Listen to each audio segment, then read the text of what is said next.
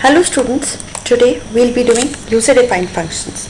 So what are user defined functions? User defined functions वो होते हैं जो कि प्रोग्रामर जो है वो अपने हिसाब से डिज़ाइन करता है.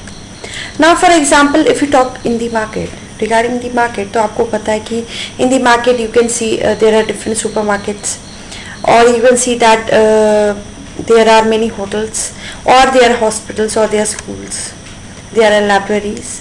यानी कि हर एक की रिक्वायरमेंट जो है वो अलग होती है. कंपनी की रिक्वायरमेंट अलग है, स्कूल की जो रिक्वायरमेंट है दैट इज़ डिफरेंट. आजकल हर चीज़ जो कंप्यूटराइज हो रही है सबकी एक पर्टिकुलर रिक्वायरमेंट है. आपने जो इनका जो वर्क है उसी हिसाब से इनकी जो रिक्वायरमेंट है वो बदलती रहती है.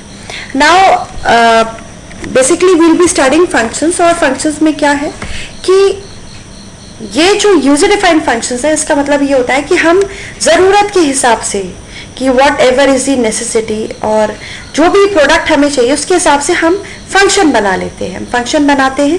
अच्छा, तो फंक्शन बनाने का फ़ायदा क्या है? फंक्शन बनाने का फ़ायदा ये, एक बार आपने अपने प्रोग्राम में फंक्शन बनाया फिर आप उसको बार बार कॉल भी कर सकते हैं.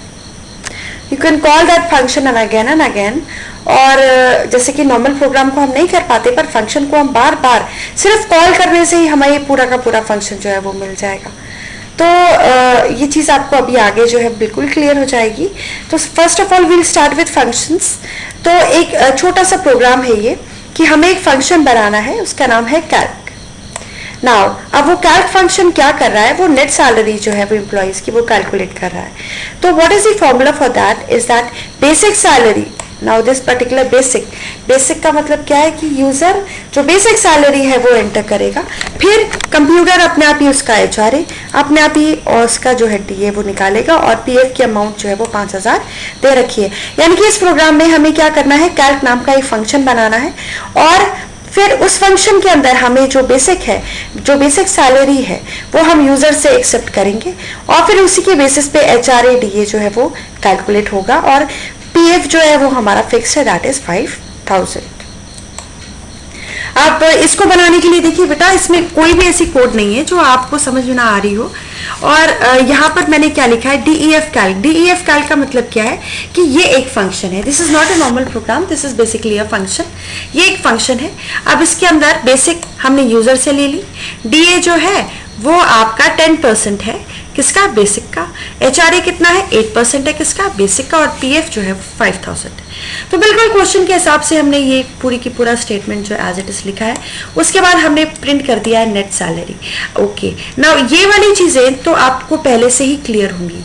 अब आपको इस किस चीज पर फंक्शन हम स्टार्ट कर रहे हैं, आपको किस चीज पर ध्यान देना है. सबसे पहले DEF आप लिखेंगे डेफिनेशन, फिर यहाँ पर आप देंगे फंक्शन का नाम. जो भी फंक्शन का नाम आप बनाना चाहते हैं आप वो फंक्शन का नाम यहाँ पे देंगे और ये ब्रैकेट ओपन क्लोज आप जरूर करेंगे. इट डिनोट्स दैट ये जो है ये फंक्शन का नाम है. यानी कि ये जो कैल्क है ये किस तरीके से हाईलाइट हो रहा है, ये तब हाईलाइट हो रहा है जब ये ब्रैकेट ओपन क्लोज पैरेंथेसिस के साथ है. तो ये हाईलाइट ये हो रहा है कि एक पर्टिकुलर फंक्शन है. नाउ ये फंक्शन आपने बना लिया, बिल्कुल नॉर्मल प्रोग्राम है, पाइथन का नॉर्मल प्रोग्राम. बस हमने क्या डिफरेंस किया है कि यहाँ पे DEF लिखा है. Now what is this Calc. Calc का मतलब है हम इस फंक्शन को जो है वो कॉल कर रहे हैं. कैल्क इज सिंपली आपने एक बार कैल्क लिखा तो एक पूरा फंक्शन एक बार कॉल होगा. अगर आप एक और बार लिख देंगे तो एक और बार पूरा फंक्शन कॉल होगा. दोबारा लिखेंगे तो दोबारा पूरा फंक्शन कॉल होगा. इसका मतलब क्या है कि फंक्शन आप एक बार बनाते हैं, उसको आप जब जब कॉल करेंगे तब तक वो जो फंक्शन है वो एग्जीक्यूट होगा. ना उसके एग्जीक्यूशन के बाद ये जो है आपकी नेट सैलरी जो है वो डिस्प्ले हुई. नाउ अब वही वाला क्वेश्चन, ये वाला क्वेश्चन यहाँ देखिए, ये इसके अंदर कोई आर्ग्यूमेंट नहीं है, ब्लैंक है. अच्छा, ब्लैंक होने का फायदा क्या है? ब्लैंक होने का ये फायदा है कि बेसिक जो है ये फंक्शन पूरी तरीके से इंडिपेंडेंट है, ये किसी से कुछ नहीं ले रहा है ना, वो बेसिक भी किसी से कुछ नहीं ले रहा है, वो सिंपली अपने प्रोग्राम को रन करा रहा है. अब यहाँ पर हम देखते हैं, यहाँ पे देखिए DEF कैल्क है और यहाँ पे as an argument basic salary दे रखी है. अब ये बेसिक कहाँ से आई, आप जब पूरा जो फंक्शन है, जब आप वो पूरा का पूरा फंक्शन जब आप क्रिएट कर लेंगे और फिर उसके बाद उसको जब आप पूरा फंक्शन क्रिएट करने के बाद प्रॉपर उसकी जो कोडिंग वगैरह है वो लिखने के बाद आप यूजर से कहेंगे कि बेसिक सैलरी जो है वो एंटर करो, तो यूजर एंटर करेगा बेसिक सैलरी. उसके बाद ये बेसिक सैलरी आपने जो है किसको दे दी? बेसिक सैलरी आपने फंक्शन को पास ऑन कर दी।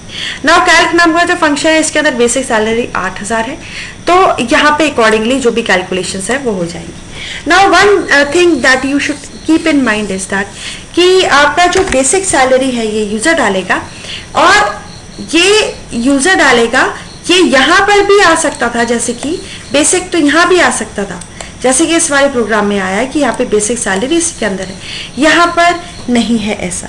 अच्छा, अब यहाँ पर ऐसा क्यों नहीं है? क्योंकि यहाँ पर जब कॉल हो रहा है फंक्शन तब हमने बेसिक जो सेल है यहाँ पर हमें चाहिए, हमें इसको इतना इंडिपेंडेंट फंक्शन हम नहीं बनाना चाहते हैं, तो आपकी जो बेसिक है वो यहाँ पर एंटर हुई है और थ्रू एन आर्ग्यूमेंट जो है ये DEF कैल्क के साथ एज एन आर्ग्यूमेंट पास हुई है, और उसके अकॉर्डिंगली आपने जो DA HRA PF जो है कैलकुलेट किया है और नेट सैलरी भी आपने कैलकुलेट किया है। यानी कि जो फंक्शंस है, अभी हमने दो तरीके के फंक्शन पढ़े। एक फंक्शन ऐसा था जिसके यहाँ पे कोई आर्ग्यूमेंट नहीं है, और दूसरा फंक्शन हमने ये पढ़ा है जिसके यहाँ आर्ग्यूमेंट है। इसका मतलब ये बिल्कुल इंडिपेंडेंट फंक्शन है, ये किसी से कुछ नहीं ले रहा है और अपने आप एग्जीक्यूट भी कर रहा है और यूजर से वैल्यू भी ले रहा है। और ये वाला जो फंक्शन है इसमें क्या है कि जब फंक्शन कॉल हो रहा है तभी जो वैल्यू है वो यूजर दे रहा है, और ये इंडिपेंडेंट फंक्शन नहीं है, यानी कि ये फंक्शन बेसिक सैलरी यूजर से नहीं मांग रहा है, बल्कि जो सैलरी इसके पास आ रही है बेसिक की उसी को यूज करके आगे की कंप्यूटेशन परफॉर्म कर रहा है। तो बेसिकली आई होप आपको ये वाला और ये वाले फंक्शन का जो टाइप है ये क्लियर हो गया होगा।